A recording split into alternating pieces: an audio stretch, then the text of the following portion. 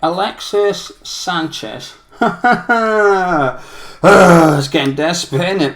It's getting desperate.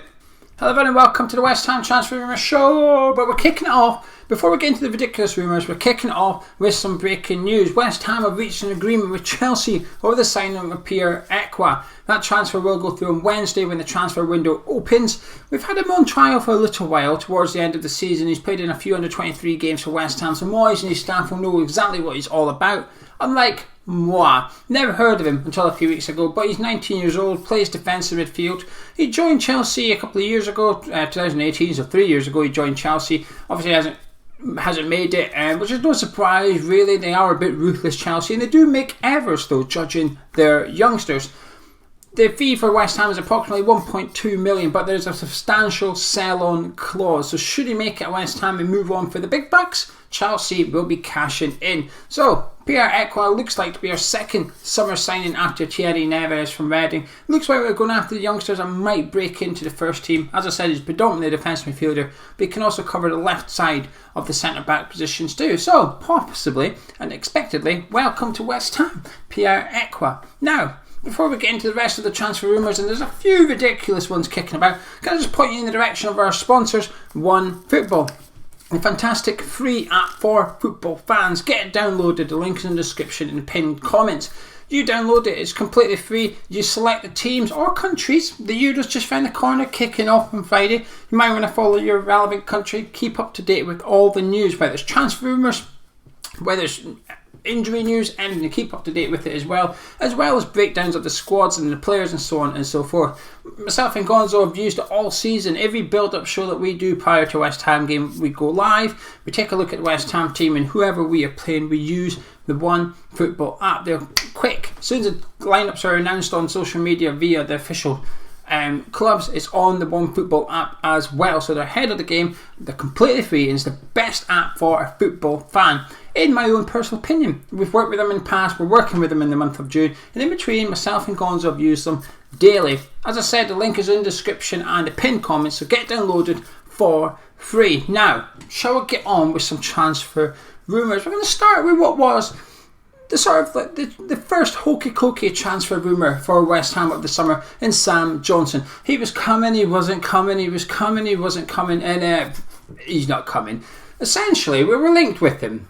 West Brom got relegated. We're looking at West Brom got relegated. It's all the journalists, if you like, said that West Ham will be signing Sam Johnstone. We want Sam Johnstone. Fabianski signed a new deal, but that didn't matter. We still wanted Sam Johnstone. David Martin, our third choice goalkeeper, signs a new deal, and suddenly we don't want Sam Johnstone.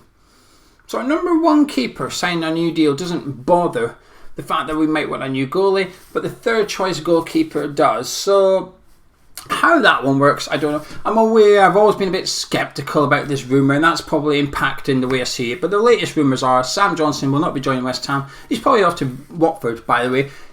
A prediction, a geo-prediction if you like, I think Sam Johnstone will join Watford.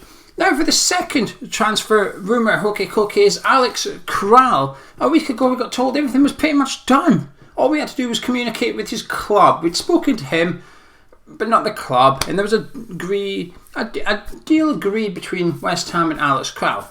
And then some backtracking commenced because Alex Kral came out and said that wasn't true. So then it was a case of, well, we've agreed something with his representatives, and then it was sort of like we've never spoken to his representatives. It's backtracking so much. I think we're approximately 2 days away from denying that David Moyes even knows who Alex Kral is. Sooner or later, there's going to be a report somewhere that David Moyes says, "Who is Alex Kral?" So the latest is nothing. Nothing's changed essentially. We might want to buy him, we might not. But it's going to change next Monday. I'll tell you why. And this is where I did a video on Saturday complaining about how they just make stuff up. And there's one or two things on here. It's just completely made up. I'll save that till the end. But I just said about how some journalists make things up. One or two might get found out on Monday because David, our manager, Mr. Moyes, has got himself a new gig. He's going to be a UEFA technician for the Euros. Now, it's not a new role that he's not done before. He did it in 2019 for the Champions League. A UEFA technician is a group of people, managers, so on and so forth, experts in football. They will go to said games and they will analysed whether it's the tactics, the formations, certain sort of players, not the players per se, but the roles in the team. For example, the wingers, you've now got left footers playing on the right and right footers playing on the left. The evolution of the roles in the formations, if you like. And that, along with stats, and they produce a report. So that's what David Moyes is going to be up to this summer. Like I said, he's done in 2019. The first time that this was done was in Euro 96, believe it or not. There was only 4 of them. 2 people I don't know, Gerard Houllier and Roy Hodgson. They were the original 4. 1999, it was the first time UEFA done it for a club, and that was the Man United against Bayern Munich Champions League final. So even their sort of role of the UEFA technician has evolved as well, and David Moyes is part of it. And as part of that, he's going to be at the Scotland-Czech Republic game on Monday, as both of those two get their Euro campaign underway. My country, obviously, Souček and Soufal will be there. But Alex Kral will also be playing for Czech Republic, and I can imagine there's going to be a journalist going to get found out. Moyes will be spotted in the crowd. You think, he's there watching Alex Kral, let's get this old thing written up. So anyway, that's Hokey Cokey signing number 2. Firpo, we're linked with him again, the Barcelona left back. He was probably number 3 Hokey Cokey. I've got fed up using that joke kind of thing. It wasn't even that good in the first place. We're being linked with him again. I've still not watched him.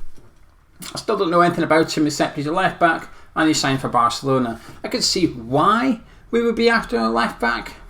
Are we after Junior Firpo? I'm not too sure. But we'll move along. So Matias Pereira, also a West Brom player. He's sort of everybody's favourite alternative to Jesse Lingard. Some people prefer Pereira to Lingard, which I completely understand. However, he's been ruled out with West Ham as well because David Moyes wants Jesse Lingard only. Apparently Moyes' top 3 is Lingard, a striker, and centre-back. That's what Moyes wants this summer, and then possibly loans and freebies or small cost deals to bulk the squad out. But Matias Pereira is not on David Moyes' want list. And geo prediction number 2 for the video, Leeds United. I think Pereira could be off to Ellen Road for approximately 15 million, which would be a fantastic signing for Leeds actually. I think he would fit in really well there. Now speaking of players that fit in really well at clubs, we're linked with Chris Wood last week. Now I think Chris Wood's a fantastic, he's a really good striker. Decent Premier League striker, really good record, plus 10, at least 10 goals in the Premier League for the past 4 consecutive seasons. It's not to be sniffed at, okay? So while I think he's a good striker, I think he's a fantastic striker for Burnley. I think Burnley's a fantastic club for Chris Wood. West Ham, no. I do not want to see Chris Wood at West Ham. Like I said, this is nothing about Chris Wood's ability. I just don't think it would be the right fit whatsoever. Burnley play, well, let's put it this way. UEFA are not sending any UEFA technicians to go and watch Burnley and produce a report on the evolution of how Burnley play football anytime soon, are they? But it works. Okay, that is a backhanded compliment, I am aware. But it works for Burnley. It's kept them in the Premier League. Success. And a large part of that is Chris Wood, the way Chris Wood plays. And to get the best out of Chris Wood, you probably do need to play the way Burnley do, but that's what they do. They play direct. Chris Wood plays up front in a 2. He always has done. Sean Dyche will not play anything other than a 4-4-2. Even if they only had one fit midfielder, he'd play 2 defenders and a striker in there alongside him and stick to his formation. But it works. Chris Wood up front for Burnley, brilliant. Happy days. To go to playing up front in a pair, to that kind of football, to play up front in a 1 on your own for West Ham, trying to play counter-attacking football, it's just ridiculous. I couldn't think of anything worse. And like I said, that's nothing against Chris Wood. I think he'd be an excellent plan B, if you like to have on the bench. We ain't got the money. He'd cost 15-20 million pounds. I don't think this is a realistic thing. I don't even think it's true. But it's one of those rumours I see. I just think, just put some thought into your made up rumours kind of thing. Anyway, Fabian Balbuena is leaving at the end of the month. He's off to Real Betis by the sounds of it. Manuel Pellegrini is in charge over there, so Balbuena is off to join him on a free at the end of his West Ham contract, and we may meet again in the Europa League. Real Betis obviously qualified for the group stages, as have we, so we might face them. There's a chance we'll be in the same seeding pot though, number 3, so it's also unlikely that we'll see them as well. We've been linked with Ollie McBurney. Not going to talk about that. Ross Barkley as well. I'm not going to bother talking about that. Now we've got 2 number 1 striker choices. The reports have suggested this last week that David Moyes has whittled it down to 2 strikers. Tammy Abraham and Abdullah Sima. Now we know who both of them are. We've been linked with Sima enough now from Slavia Prague, and I really hope it's not him. I've touched on it before and I'll touch on it again. It's a bit like the Chris Wood factor. Chris Wood is a good player, but he wouldn't be a good signing for West Ham. And that's not a reflection of Chris Wood's ability, that's a reflection of Chris Wood fitting at West Ham. I think Tammy would. I think Tammy Abraham might have to adapt. But every signing carries risk. Every signing does. But that's what you do. You weigh up the risk, you weigh up the cost, and then you come to a conclusion as to why the reward will be worth it, the potential reward, and how likely is that potential to be met.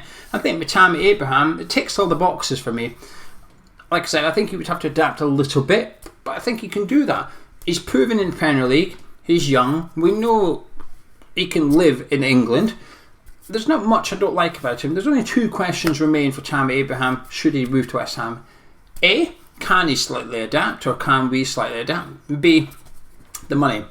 Is it worth it? Because how much is it going to cost? If it costs 100 million, it's not worth it. If it costs 20 million, it's a bargain. Now he's obviously going to be in the middle somewhere. I reckon 30 to 40 million pounds is what a realistic figure for Tammy Abraham. And that's who I would like to see at West Ham. Now Sima is Moyes' alternative striker. I just want to see a striker playing striker next season. There's no doubt Moyes has had success converting Markovic into a striker and Michail Antonio into a striker, but I don't want to see that anymore. That's just, it's taking risks, and at times with both those players you can tell they're not a striker. Like I said, that's not dismissing them. I've spent a lot of the season sticking up for Michail Antonio as a recognised striker. I think he's evolved a little bit. Hey, get your UEFA technician in there for that bit, but I ain't one of them. But my opinion as a football fan was Michail Antonio's adapted to the striker role a bit, but he's still not a striker, and you see that sometimes. And I'm just concerned about this Sima thing, because maybe there is some attributes there that we can see that might make him a good striker, but he's not played there enough in his career. There's no evidence, it's just guesswork to some extent. I've seen him a handful of times because he's played in Europa League last season against Arsenal, Leicester and Rangers, so I saw him plenty. He looked decent, right wing, and that is my sort of concern. The amount of risk involved in taking him over would be unbelievable. He's 19 years old, so while he's still got a lot of potential, he's not got as much experience as Tammy. Can he do it in the Premier League? Don't know. Will he even settle in England? Don't know. Can we convert him to a striker? Don't know. There's just too much questions and risk involved in that one, and I think you'd have to get, to some extent, a little bit of luck in converting him to an out-and-out striker. I just hope it is Tammy. If that's a 50-50 choice, I hope it is Tammy Abraham. I just want to see a striker playing up front for us, boys and girls. Is that too much to ask for? Maybe. Alexis Sanchez, I mean, they're not even trying anymore. Alexis Sanchez, this is the last type of deal we will ever see at West Ham this summer. If you were to present David Moyes Alexis Sanchez and say he's free, he'll cost you 100 grand a week, do you want him? I'm pretty sure Moyes would still say no, but we're not desperate, and the club's in a good place right now. We don't need to be taking this type of transfer on. We're trying to get rid of one of them in Andrei Yarmolenko. That is the equivalent. Fantastic player. A few years ago, I thought he was retired. Okay, I didn't think that. I know fine he's at Inter Milan, but he's been told he can leave Inter Milan, presumably on a free, presumably because he's finished. So I don't want to see him at West Ham. I don't think he will. And the last one is Clarion Hugh reported earlier that they've got sources at the Etihad, where Pep, I can't even continue. Basically, they're claiming that they've got sources at the Etihad which they've informed them that Pep really likes Declan Rice and is comparing him to Barcelona centre midfielder Sergio Busquets. I mean, I thought the Alexis Sanchez one's ridiculous, but it's getting silly now. It's getting silly. Anyway, if you enjoyed this random video, this is edition number 2. Essentially I did the first one, had it uploaded, ready to go, then West Ham's sign-in of Pierre Ekwah came around. I thought, oh no, I'm going to have to go and re-record all this because you've got a little bit of a system, haven't you? So I had to redo the whole thing. If you enjoyed it, drop a like on it, subscribe if you're new to the channel, and I'll be back tomorrow